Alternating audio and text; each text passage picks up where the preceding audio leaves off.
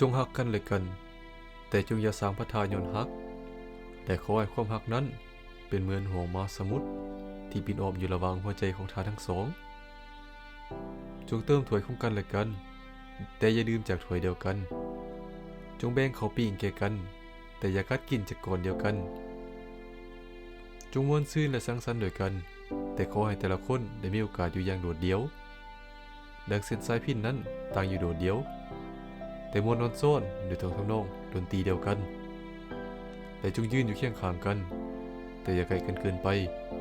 เพราะว่าเสาวิหารก็ยังตั้งอยู่ห่างกันและต้นโพต้นไห้